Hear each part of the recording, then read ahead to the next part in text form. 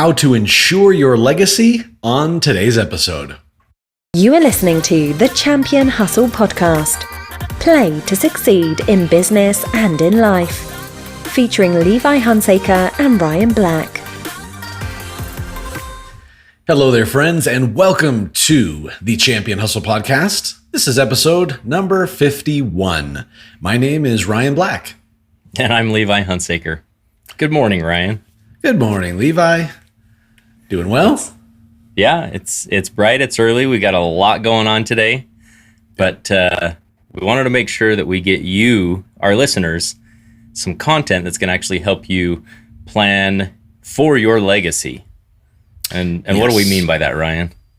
To plan for what happens when you bite the dust. Man, that's pretty dark. Why are we doing this again?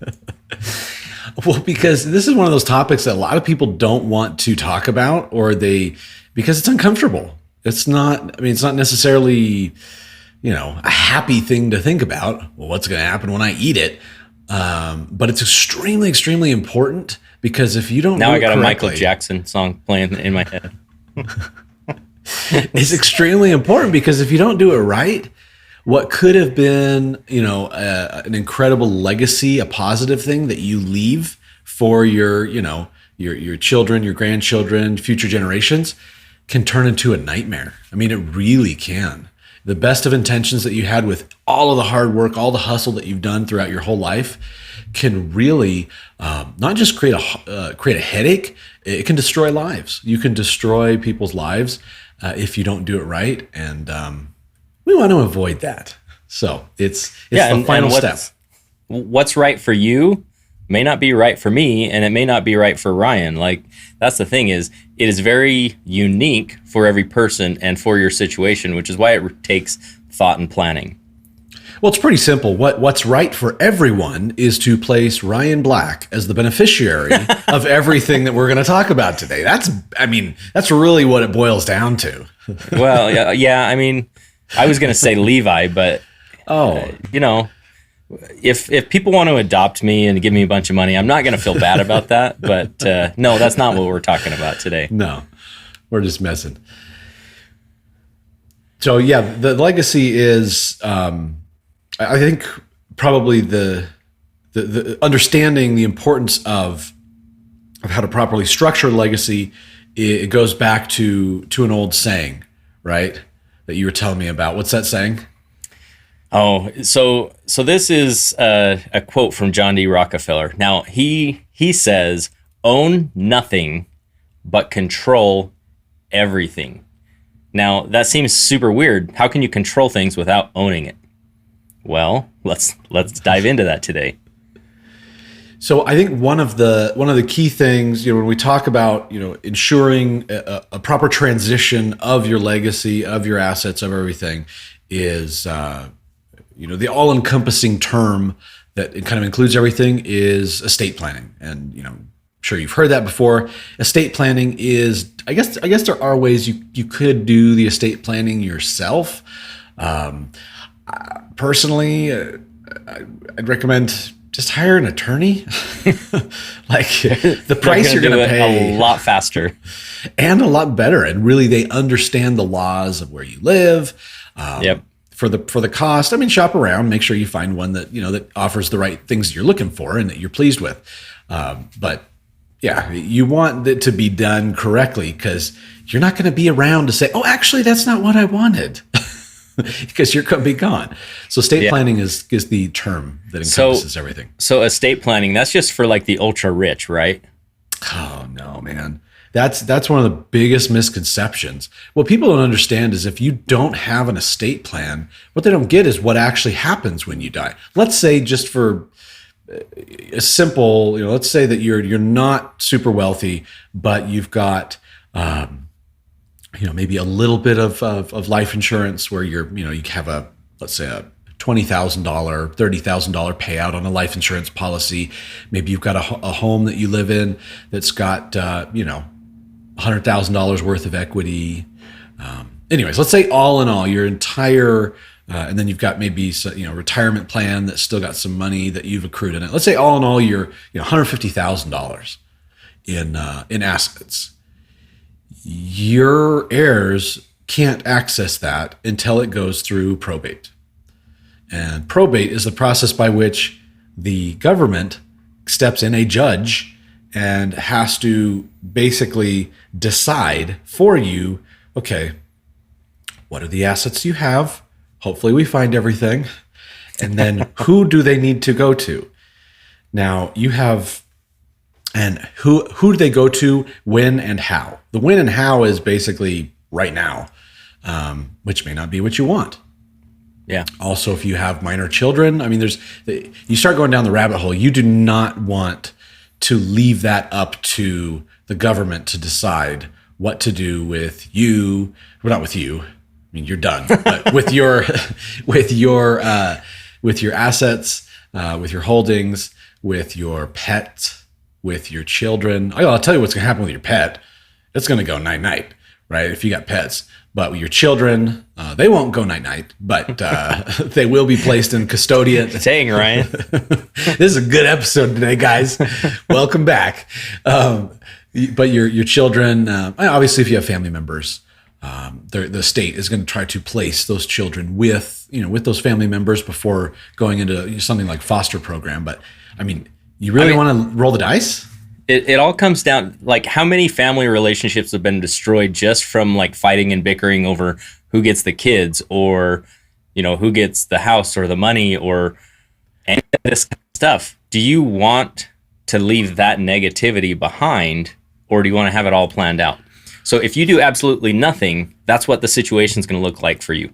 It goes before a judge. The judge sits and decides how everything's going to play out. Everybody gets to come and make their case. And that's if you don't even have a will. But if you do have a will, it still has to go through that process. But the difference is you actually have something spelled out that says, this is what I want to happen.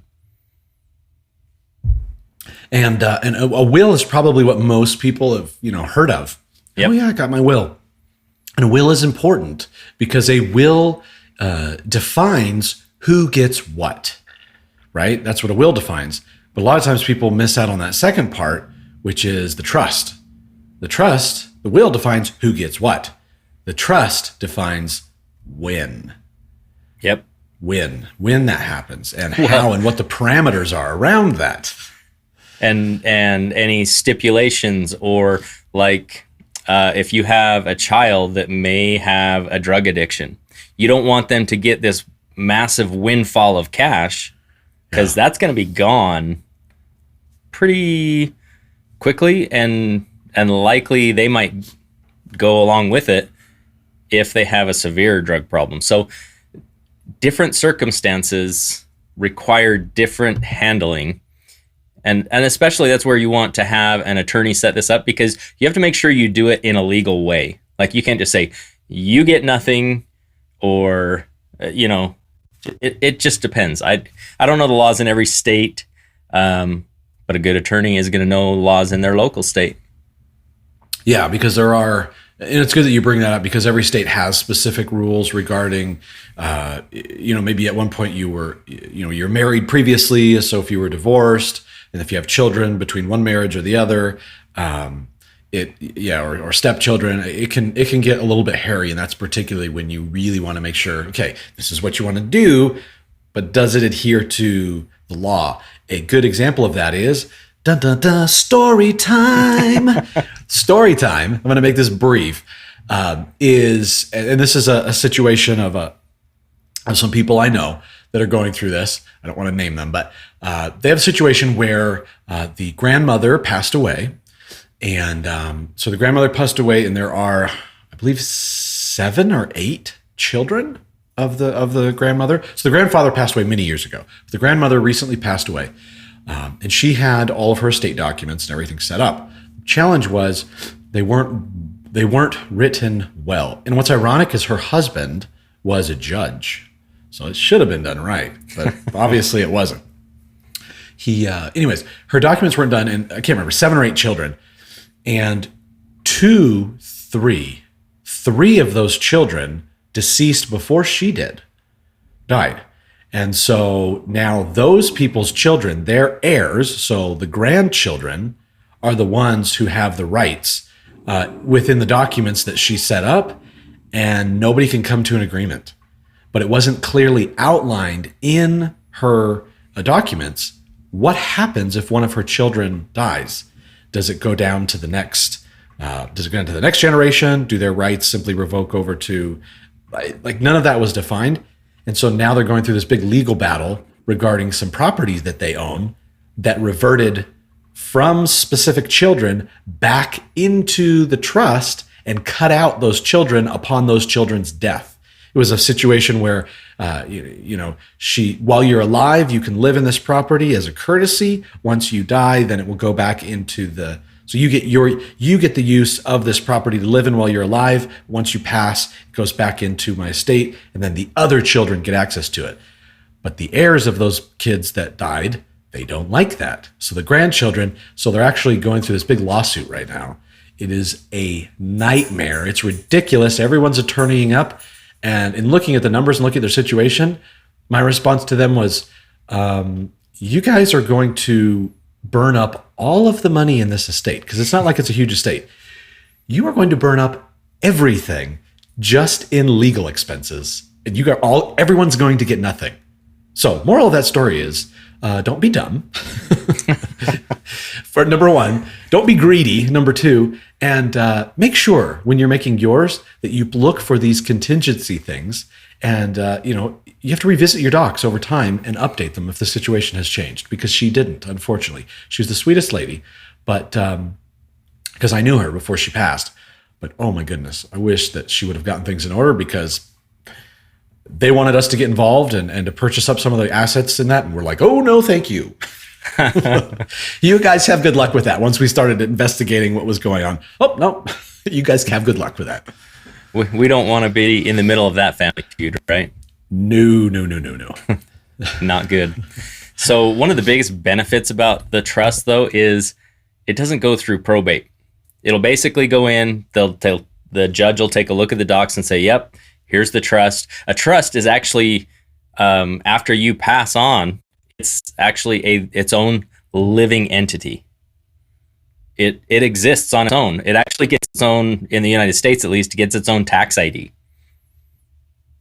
But not until you pass away and any of the other co-owners of the trust. Beneficiaries, I don't know the right terminology there. Yeah. I mean, you've got the trustees, you've got the beneficiaries, you've got the executor, you've got, there's, and all that. The estate planning can seem really complicated if you've never looked into it before. Once again, that's why just get yourself a little bit educated, shop around, find an attorney. But the thing is don't wait until you're in your 60s to say, well, I'm going to die soon. I guess I better get my estate plan set up. Like, no, if you have anything of value, and if you have, children or anything, because let's look at this really quick. In the estate planning, obviously we've got the living trust, right? We've got the will that determines what's going to go to whom. But there's also some other important docs that would form part of your estate plan, like powers of attorney, right? If you have powers of attorney for financial matters, powers of attorney for healthcare matters, right? To be able to, if you get in a real bad accident or have a devastating stroke or whatever, and you're unable to make decisions for yourself, do you want to be connected to life support for 3 or 4 years in a vegetative state? I don't know. It's up to you, right? Or if you have a really bad disease and a bunch of doctors give you 0% chance of survival and you're in suffering and pain, do you want somebody to be able to make that decision and say, you know what, let's just let them go? And those are, once again, uncomfortable topics, but do you really want to be in that position saying, crap, I really should have thought about this beforehand? Another thing that is good is, just general information as far as, location of different important documents and records and things like that, because it's hard for family members to track that stuff down. Where is everything? Who has all that information? Funeral instructions, burial instructions. My funeral instructions are really cool because one of my requirements is there has to be a huge party afterwards. I'm serious. That's one of the requirements, and the trust will pay for it. So I want it to be like a huge party. I like it. It should be a celebration of life, not, I know there's mourning, but it should also be a celebration of the time that you had with whoever it was around as well. Yeah. There are so many things that you can put in, and there's even things that you can put in specific instructions. Like Ryan said, he wants a big party, but do you want cremation or burial? Where, when, how? You can specify every single detail of this stuff. And, but make sure you talk to the people that are going to be involved in this, because they have to carry this out. And you have to make sure that it's actually feasible for the person that's involved to carry this out, because that could get pretty crazy. But hey, if you got big goals and big dreams and you want a big celebration of life, go for it. That's all up to you. But some other big things to think about are, what happens to your properties? Do you have them in maybe a domestic asset protection trust? That's a whole other topic for another day, because there's some asset protection possibilities there. You might have some land trusts. What happens to your properties? What happens to other investments? These are all things that if they are not owned by the trust, they default back into that the judge gets to decide state. So you want to make sure that your trust owns everything and that you personally own nothing, because then there's nothing to fight over. Yeah. And once again, I want to reiterate that the importance of revisiting that trust. It's not something you have to look at monthly, but just keeping it in mind, it's probably a good idea every year or two to kind of do a review on that and make sure that everything's still current. And anytime you acquire an asset, you've got to get that in the trust immediately, because otherwise you can have all this great stuff set up and then, we've actually got a couple of rental properties that aren't in the trust. Well, enjoy going through probate, right? Because they're not a part of so you're still going to have to go through it anyways, and it just murks everything up and takes more time. There are also some, go ahead. Oh, well, you had one and I had one, it sounds like. Maybe it's the same one. Maybe it's the same one. Let's see. So, 3, 2, 1. Tax businesses. Implication. Oh, nope, it wasn't the same one. Sad. No. We're not on the same page today, Ryan. No. But this is one that a lot of people forget about, is your business should be owned by the trust, and you should have a solid succession plan so that you can make sure that business continues to thrive even without you. And for specifically our listeners here, that's a very, very important one, and one that's often overlooked, is get your business owned by the trust, not by you. Yeah. And the final one that I wanted to mention was the tax implications, right? There's, depending on the value of your estate and what you've got in there, either way, there are some great tax benefits and things that you receive as far as inheritance tax and estate tax. Depends on your state, of course. But you definitely want to look into that, because, hey, if you can save your heirs, a bunch of tax through, stepped up basis and different things like that, that's awesome. Well, and just like any other law, these are all subject to change, and they're already looking at changing these right now. So stay up to date on it, understand, do some actual planning for your legacy. And, this reminds me of the book, What Would the Rockefellers Do? Yes, phenomenal book. By Garrett Gunderson. He talks about the difference between the Vanderbilts and the Rockefellers, and why the generational wealth is continuing in one family versus the other. Yep. And that's what this is all about, right? You hustle, you work hard, and then create a legacy. You want to leave that legacy. And we're not talking about just money, because that's one of the things is you can also leave as your final word. Right? How many times have we heard, man, I wish that I just had a chance to talk with my loved one one more time before they passed. And so that gives you an opportunity to be able to leave that final word of advice or of inspiration or of guidance to your family members, because you write it in advance, and that will be read to them by the trustee when it happens. So well, and you can get really creative. So like one of our mutual friends, I'm not going to name names on here because this is kind of some private matters that we've discussed, but an idea is don't leave kids anything. Is that a total jerk move? Not necessarily. One of his ideas was that he was considering was, what if I just paid for a yearly trip for all of my kids and grandkids to get together at some exotic location? Super cool. And the only way they could get the benefit is actually showing up and participating in these family events. And so they're leaving a legacy of family inclusion and togetherness. So that's an amazing legacy that you can leave behind as well. Nurturing relationships, coming together. Yep. I love that. That's awesome. Well, this was such a morbid topic this week, and I'm glad that we were able to keep it light. Hopefully you guys enjoyed it, and take that step, get out there, do a little bit more research, and shop around. Find a good estate attorney in your area, and get things going would be our recommendation, because boy, you do not want to be regretting it after the fact. Shoot, I should have done it. So this is us telling you, do it. And a quick reminder to make sure to put both of us as your, no, I'm just kidding. Talk to your attorney and figure it out and get it set up. Now, next week, we've got a phenomenal thing. We're going to be going over, if you're in the position in your business, in life, where you're saying, I'm just keep doing the same things over and over again, and I'm getting nowhere fast.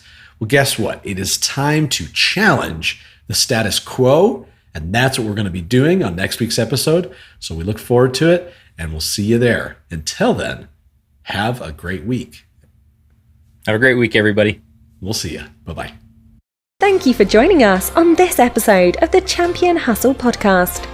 For more great content and to join our online community, visit us at championhustle.com.